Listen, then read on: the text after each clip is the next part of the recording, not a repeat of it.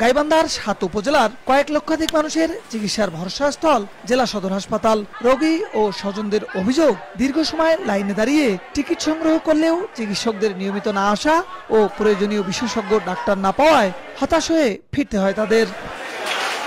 ভর্তি রোগীদের অভিযোগ, সরকারিভাবে সরবরাহ তালিকায় ওষুধ থাকলেও তা দেয়া হচ্ছে না।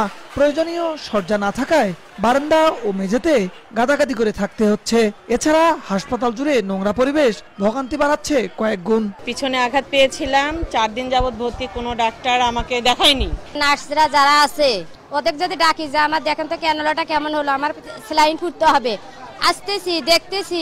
একটা দরকার বিষয় ডাকলে 200 টাকা দেন আগে, তারপর ওই কাজটা করে দেব। বাথরুমে টয়লেটে গেলে গন্ধ হয়, মানে নারী বুড়ি পেটের বাইরে হয়ে যাচ্ছে। এটা সুস্থ মানুষ অসুস্থ হয়ে যাচ্ছে। এখানে কোন মুহূর্তে ডায়রিয়া সংখ্যা হয় মানুষ মারা যাবে সব। হাসপাতালটিতে 100 শয্যার জনবল বরাদ্দ থাকলেও আছে অর্ধেকেরও কম। জনবল ও অবকাঠামোর বিষয়টি দ্রুত সমাধানের চেষ্টা করা হচ্ছে, আশ্বাস হাসপাতাল কর্তৃপক্ষের। সংকটগুলো আমাদেরকে পিছন দিকে টেনে ধরছে, আমরা চেষ্টা করছি সেগুলোকে উত্তরণ করে সামনের দিকে এগিয়ে যাওয়ার।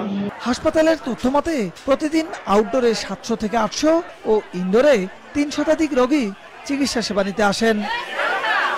বিপ্লব ইসলাম, সময় সংবাদ, গাইবান্ধা।